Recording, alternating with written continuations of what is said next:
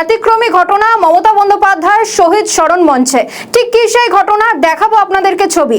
মঙ্গলবার মঞ্চে প্রকাশ্যে বাগবিতণ্ডায় জড়ালেন দলনেত্রী মমতা বন্দ্যোপাধ্যায় এবং সাংসদ কল্যাণ বন্দ্যোপাধ্যায়। রীতিমতো কথা কাটাকাটি চলল, সেই ছবি আপনারা দেখতে পাচ্ছেন। একেবারে রীতিমতন কথা কাটাকাটির মতন পরিস্থিতি। মমতা বন্দ্যোপাধ্যায়ের সঙ্গে কল্যাণ বন্দ্যোপাধ্যায় রীতিমতন ঝগড়ার পরিস্থিতি। নেত্রীর সঙ্গে এভাবে ঝগড়া করে মঞ্চ ছেড়েই চলে গেলেন শ্রীরামপুরের সাংসদ।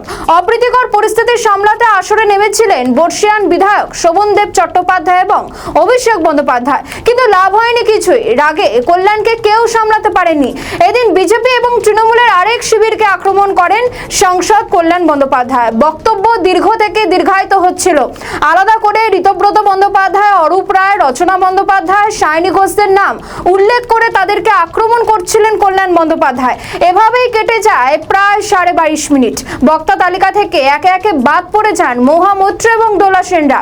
এসবের জেরে মমতা বন্দ্যোপাধ্যায় বিরক্ত হন। তিনি ইশারায় ভাষণ এবং সংক্ষিপ্ত করতে বলেন, কিন্তু তাতেও গুরুত্ব দেননি কল্যাণ বন্দ্যোপাধ্যায়। লাগাতার একেবারে রচনা বন্দ্যোপাধ্যায় থেকে শুরু করে সায়নী ঘোষ প্রত্যেককে আক্রমণ করেন। সেই ছবি আপনাদেরকে দেখাচ্ছি, যেখানে একেবারে কল্যাণ বন্দ্যোপাধ্যায় তিনি সবেমাত্র বক্তৃতা শেষ করে এসে বসেছেন এবং তিনি প্রায় 22.5 মিনিট বক্তৃতা রেখেছেন। এবং যখন কল্যাণ বন্দ্যোপাধ্যায় তিনি এসে বসেন তখন মমতা বন্দ্যোপাধ্যায়ের সঙ্গে রীতিমতন বাগবিতণ্ডা চলে। কল্যাণ বন্দ্যোপাধ্যায় আঙুল তুলে কথা বলেন দলনেত্রীর সঙ্গে, সেই ছবিটাও আপনারা দেখতে পাচ্ছেন। আর কুণাল ঘোষ তিনি একেবারে সামনে থেকে যে দুটো মাইক রাখা ছিল সেই মাইক দুটো নিয়ে সরে যান, যাতে পাবলিক বা এ বাংলার জনগণ যাতে কিছু শুনতে না পারেন এই তর্কাতর্কি।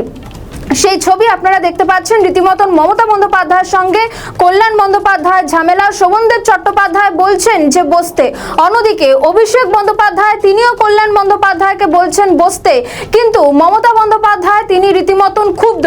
ঠিক কি কারণে ক্ষুব্ধ? কারণ 21শে জুলাইয়ের মঞ্চে দোলা সেন, মহুয়া মৈত্র তারা বক্তব্য রাখতেন, কিন্তু সেই বক্তব্য থেকে বাদ পড়ে গিয়েছেন।